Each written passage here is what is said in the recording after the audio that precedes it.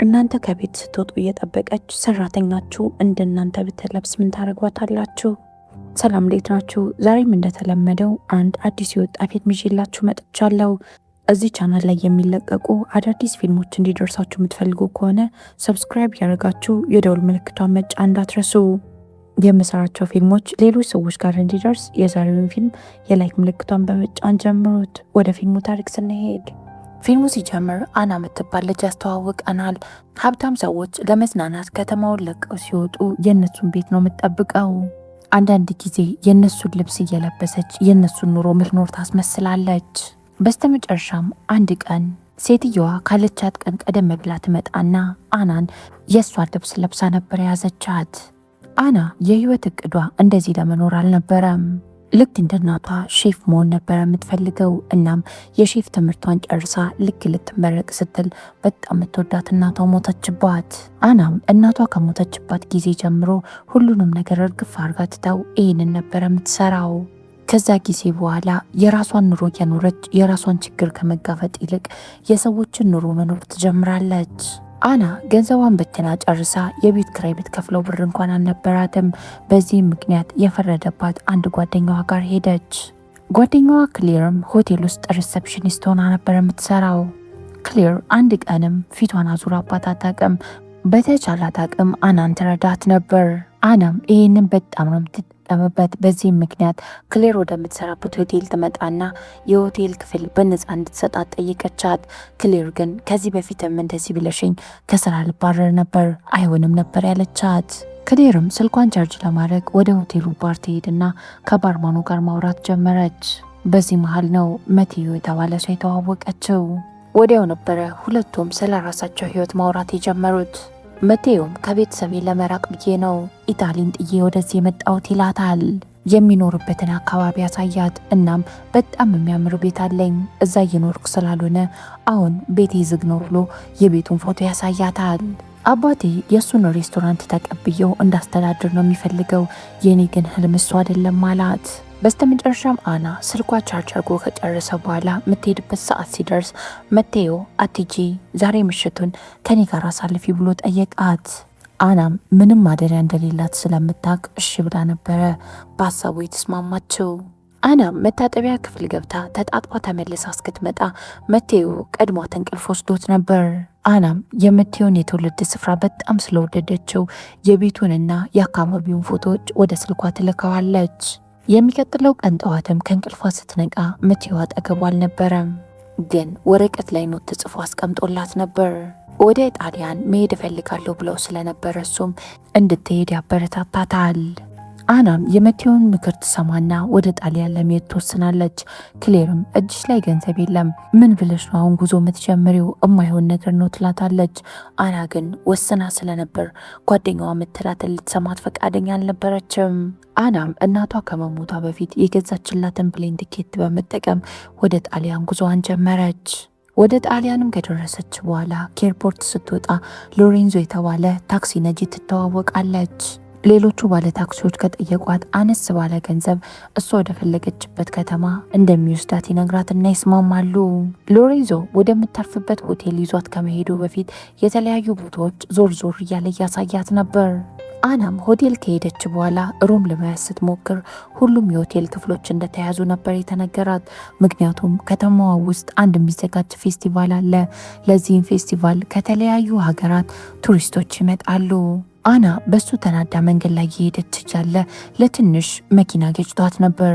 በጣም ርቧትም ስለነበረ ምግብ ለመግዛት ወደ አንድ ካፌ ገባች። እንደ አጋጣሚ ሆኖ ግን እሷ እዛ የነበረው ምግብ ሌላ ሰው መጥቶ ይወስድባታል። ተናዳም ካፌውን ለቃ ከወጣች በኋላ አና ይህንን ሰውዬ ያንን ምግብ እየበላ አገኘችው።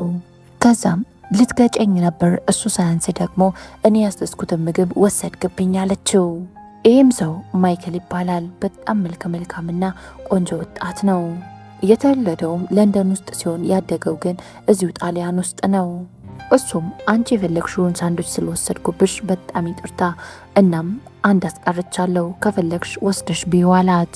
አናም እየደጋገመች የተለያዩ ሆቴሎች ብትደውልም የትኛውም ሆቴል ክፍል አልነበረውም። ሁሉም ሩሞች ተይዘዋል። በስተመጨረሻም የመቴዮ ቤት ትዝ አላትና ከፎቶ ላይ የቤቱን አድራሻ ትወስዳለች። ክሌርም እንዴት ሆንሽ ብላ ስትጠይቃት የመቴዮ ቤት ልታርፍ እንደሆነ ትነግራታለች። ክሌር ይቅርብሽ እያለቻት አና አልሰማ ብላ ወደ መቴዮ ቤት ጉዞዋን ጀመረች። ቤቱም ከደረሰች በኋላ ቁልፉን ስትፈላልግ እዛው አንድ አበባ ማስቀመጫ ስር አገኘችና በሩን ከፍታ ወደ ውስጥ ገባች። ቤቱ በጣም ጽድት ያለና የሚያምር ቤት ነው። የሚቀጥለው ቀን ከእንቅልፏ ተነስታ ቤት ውስጥ መዘዋወር ትጀምራለች። እናም ቤት ውስጥ ስበረብር ያገኘችውን ቀለበት ጣቷ ላይ አጠለቀችው። በዚህ መሃል እንደ አጋጣሚ ሆኖ የቤቱ ዋናው በር ተከፍቶ ሁለት ሴቶች እያወሩ ወደ ውስጥ ይገባሉ። አናም ፈጠን ብላ እነዚህ ሴቶች ሳያዩት ከቤት ትወጣና በመስኮት ትወጣለች። ነገር ግን በሚያሳዝን ሁኔታ በመስኮት ወጥታ ተንጠልጥላ ልትወጣ ስትል ትወድቅና ሁሉም ያያታል። አና መቴዮ ቤተሰቦቹን አብራርቶላት ስለነበረ እናቱ ገብርኤላና አያቱ ኖና እንደሆኑ ወዲያው ነበር የተረዳቸው። በዚህ መሃል የመቴዮ እናት ገብርኤላ የአና ጣት ላይ ቀለበት ስትመለከት አና የመቴዮ እጮኛ ናት ብላ በማሰብ በጣም በደስታ ነበር የተቀበለቻት። አናም ራሷን ለማስመለጥ ስለፈለገች አዎ እኔና መቴዮ ልንጋባ ነው ነበር ያለችው። ገብርኤላ ምንም አይነት ጥያቄ ሳትጠይቅ አናን የልጇ ሚስት አድርጋ ነበር የተቀበለቻት። ልጄ ድጋሚ ወደ ቤት እንዲመለስ እቺ ልጅ ቁልፉ ነች ብላ ነበር ያሰበችው። የመቴዮ አያት ግን የሆነ ያልተዋጠላት ነገር አለ። ጋብርኤላም አናን ከቀረው ቤተሰብ ጋር ልታስተዋውቃት ስለፈለገች ምሽት ላይ ወደ ቤት እንድትመጣ ጠራቻት። አና ላለመሄድ ምክንያት ብታቀርብም ጋብርኤላ ግን አልሰማቻትም። እነሱም ከሄዱ በኋላ አና ፈጠን ብላ እቃዋን ሰብስባ ያ ደንበኛው የሆነው ባለ ታክሲውን ተጣራውና ፈጠን ብለ ወደ ባስ ማቆሚያው ሸኘኝ አለችው። በአንድ በኩል ተመልሳ የምትሄድበትን የፕሌን ትኬት ቀን የምታዘዋውር ከሆነ 200 ዩሮ ትከፍላለች። እሱን ለመክፈል ደግሞ አሁን እጇ ላይ በቂ ገንዘብ የለም። በዛ ላይ ደግሞ ከቤት ውስጥ ሰርቃ ጣቷ ላይ ያደረገችውን ቀለበት አሁንም ጣቷ ላይ ነው ያለው። አና ምንም አማራጭ ስለሌላት የምታማክረው ሰው ብታጣ ሁሉንም ነገር አና ለዚህ ባለ ታክሲ ነገረችው። አናም ከዚህ ባለ ታክሲ ጋር ካወራች በኋላ በስተመጨረሻም ሁሉም ነገር ውሸት እንደሆነ ለቤተሰቡ ለመናገር ወሰነች። አናም እውነቱን ልትናገር ወደ መቴዮ ቤተሰቦች ቤት ስትሄድ ሁሉም በጣም ተደስተው ነበር የተቀበሏት። የመቴዮ አባት ራሱ ልጁን ሳያየው ረጅም ዓመት ስለተቆጠረ አናን ሲያያት በጣም ነበር የተደሰተው። አናም የሱ ቤተሰቦች እንደዚህ ጥሩ ሲሆኑላት አሁን ደግሞ እነሱን ማስቀየም ይከብዳትና ውሸቷን ልትቀጥልበት ወሰነች። በዚህ መሃል እራት እየተበላ ማይክል ወደ እነሱ ቤት ይመጣል። የሚገርመው ነገር ማይክልና መቴዮ አብሮ አደጎች ናቸው። በዛ ላይ ደግሞ የመቴዮ ቤተሰቦች ነበሩ ማይክልን የሚያሳደጉት። መቴዮና ማይክል በየጊዜው በተገናኙ ቁጥር መጣላት ያዘወትራሉ። የመቴዮ ቤተሰቦች ገና ካሁኑ የአናና የመቴዮን ሰርግ እንዴት እንደሚሆን ፕላን ማድረግ ጀምረዋል። የሚቀጥለው ቀንም ማይክል አናን ዞር ዞር እያደረገ ቦታውን ሊያሳያት ስለፈለገ ይዟት ወደ ወይን ማሳው ይወስዳታል። ይህንን ትልቅ የወይን ማሳ ከቤተሰቦቹ ነበር የወረሰው። ወደ ወይን መሸጫውም ሲሄዱ አና አንድ ቆንጅዬ ሴት ትተዋወቃለች። ኢዝቤላ ትባላለች። ኢዝቤላ አናን ስትተዋወቃት በጣም ጥሩ ሆናላት ነበር። ነገር ግን ጣቷ ላይ ቀለበቱን ስትመለከት በጣም ነው የተናደደችው። የመቴዮ እናትም ሰርጉን ፕላን እያደረገች የሰርጋችሁ ቀን መቴዮ ሊዘፍንልሽ ይገባል፣ ምክንያቱም እኔና የመቴዮ አባት የተጋባን ቀን አባትየው ዘፍኖልኛል ትላታለች። እናም ሁኔታው እንዴት እንደሚሆን ለማሳየት ማይክልን ዝፈንላት ይሉታል። አናም የማይክልን ድምፅ ከሰማች በኋላ ድምፁ በጣም ስለሚያምር በጣም ነበር የተገረመችበት። ጋብርኤላም አናን ስለ ቤተሰቦቿ አስጠይቃት አናም እንደሞቱ ነበር የነገረቻት። ጋብርኤላም በጣም ነበር ያሳዘነቻት። እናም ታቅፋትና ምንም አታስቢ እኛ ቤተሰብ እንሆንሻለን አለቻት። ማይክልም የሚያመርታቸውን ወይኖች እያቀመሳት ስለ ኢዝቤላና ስለ መቴዮ የፍቅር ህይወት ይነግራታል። አናም ቀደም ባለው ሰዓት ቀለበቱን አይታ ለምን እንደተናደደች የዛን ሰዓት ነበር የገባት። ማይክልና አና ባወሩ ቁጥር በማዕከላቸው ያለው ቅርበት እየጨመረ እየመጣ ነው። ብዙም ሳይቆይ አና በጣም ትሰክርና የወይን ማሳው ውስጥ መሮጥ ትጀምራለች። በዚህ መሃል ወይኖቹን ውሃ የሚያጠጣው ቧንቧ ይከፈትና ውሃ መርጨት ይጀምራል። አናም ጸጉሩ ይበላሻል ብላ ከወይኑ ማሳ ለመውጣት አሁንም ትሮጣለች። ማይክልም ቲሸርቱን ያወልቅና ከውሃው እንዲከላከልላት ለአና ይሰጣታል። በጣም ጥሩ ጊዜም ካሳለፉ በኋላ ማይክል አና ወደምታርፍበት ወደ መቴዎ ቤት ይሸኛታል። የሚቀጥለው ቀንም ማይክል አናን ይዟት ወደ ቤተሰቡ ሬስቶራንት ሄደ። ከተማዋ በጣም ትንሽ ስለነበረች ሁሉም ሰው አና ማን እንደሆነች አሁን አውቋል። አናም ወደ ሬስቶራንቱ ከገባች በኋላ ይሄ የቤተሰብ ሬስቶራንት ውስጥ ሁሉም አንድ ላይ ሲሰሩ ተመልክታ በጣም ነበር የቀናቸው። ማይክልም ለቤተሰቡ አና ሼፍ እንደሆነች ይነግራቸዋል። እነሱም ምግብ ሰሪልን ሲሏት አናም እኔ ምግብ መስራት ካቆምኩ ትንሽ ቆየት ብያለሁ ነበር ያለቻቸው። የዛን ቀን ምሽት አና ወደ ቤት ከተመለሰች በኋላ ማይክል ምግብ ይዞላት ይመጣል። እሷም ትንሽ ቲማቲም ነገር ለራሷ እራት ሰርታ ነበር። እሱም የሰራችውን እራት ከቀመሰው በኋላ ምን ያህል እራቱ እንደሚጣፍጥ ነበር የነገራት። አናም እናቷ ትልልቅ ሬስቶራንት ውስጥ ትሰራ እንደነበር ለማይክል ትነግረዋለች። እናቷ ከሞተች በኋላ ምግብ መስራት ሙሉ ለሙሉ እየሰለቻት እንደመጣም ነገረችው። ማይክልም ታዲያ የሰው ቤት መጠበቅ ደስ የሚል ስራ ነው ብሎ ጠየቃት። በዛ ላይ ደግሞ እንዴት ሶሻል ሚዲያሽ ላይ ያንቺና የመቴዎ ፎቶ የለም ብሎ ይጠይቃታል። አናም ከመቴዎ ጋር የተዋወቁ ቀን ምሽት የተነሳቸውን ፎቶ ለማይክል አሳየችው። ኦንላይን ፐርሰናል የሆኑ ነገሮች ፖስት ስለማላረግ ነው ምንም ነገር ያላያችሁት ትለዋለች። አናም ግራ ተጋብታ ለዛ ታክሲ ሹፌር ተደውልለትና ማይክልን ሳልወደው አልቀረውም ብላ ነገረችው። ይባስ ብሎ ደግሞ እዝቤላ ለመቴዎ ደውላለት ሁሉንም ነገር ነግራው መቴዎ ተመልሶ መጣ። አናም በጣም ተደናግጣ እየደጋገመች መቴዎን ይቅርታ ጠይቀዋለች። ምንም አታስብ፣ ምንም ድምፄን ሳላሰማ ቀጥ ብዬ ወደ መጣሁበት ሄዳለሁ አለችው። መቴዎ ቤተሰቦቼ በጣም ወደውሻል፣ እኔ አባረርኩሽ እንዲመስላችሁ አልፈልግም፣ ስለዚህ እውነቱን ንገሪያቸው አላት። ከዛም እውነቱን ለመናገር ተያይዘው ወደ መቴዎ ቤተሰቦች ቤት ይሄዳሉ። ከረጅም ዓመታት በኋላ የመቴዎ ቤተሰቦች ልጃቸውን ሲመለከቱ ሁሉም ነበር የተደሰቱት። የመቴዎ አባት አናን ያመሰግናታል። ልጄን መልሰሽ ስላመጣሽልኝ አመሰግናለሁ አላት። መቴዎም የአባቱን ሁኔታ ሲመለከት አና እውነቱን ልትናገር ስትል ያስቆማታል።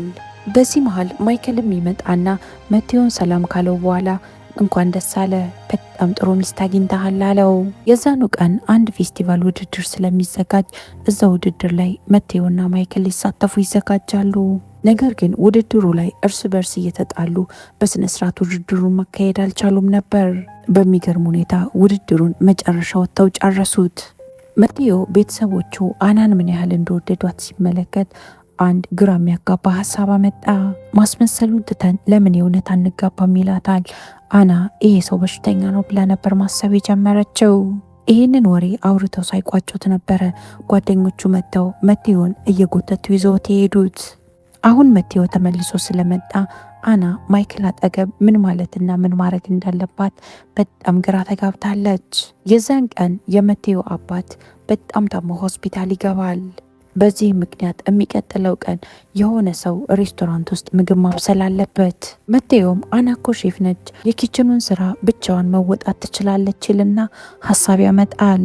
አና ምንም አማራጭ ስለሌላት የሚቀጥለው ቀን የሚቀርበው ምግብ መምረጥ ነበረባት። ምግቡን ብቻ አልነበረ የምትመርጠው፣ ወይንም ትመርጣለች። በሚገርም ሁኔታ አና ይታይ ራሱ ለአይን የሚማርክ ምግብ ሰራች። የሰራችውን ምግብ የመቴዎ አባት ራሱ በጣም ነበር የወደደው። ሁሉም ሰው ሬስቶራንቱን ለመክፈት ሲሯሯጥ መቴዎ ብቻ ነበር የሌለው። መጨረሻ ማይክል መቴዎንና ኢዝቤላን ሲሳሰሙ መንገድ ላይ ያያቸዋል። ግን ምንም ነገር ማድረግ ስላልፈለገ ጸጥ ብሎ ነበር ያለፈው። የዛን ቀን ምሽት ወደ ሬስቶራንት የመጡ እንግዶች በጠቅላላ አና የሰራችውን ምግብ በጣም ነበር የወደዱት። ማይክልም ለአና የምትወጂውን ስራ ስትሰሪ በጣም ነው የሚዋጣልሽ አላት። ሬስቶራንቱ ከተዘጋ በኋላ በስተመጨረሻ መቴዎ ይመጣል። ማይክል በጣም ተናዶበት ነበር። ራስን ብቻ ነው የምትወደው፣ ሌላ ሰው ማንንም አታስብም ብሎ ማይክል ይጮህበታል። በዛ ላይ ደግሞ እችን የመሰለች ፍቅረኛ ላይ ከሌላ ሰው ጋር ቺት እያረክባት ነው አለው። መቴው ማይክልን ያስቀይመዋል። ሲጀምር እኮ አንተ የቤተሰቡ አካል አይደለህም፣ ለምንድን ነው ለቤተሰቡ እንደዚህ የምትቆረቆረው አለው።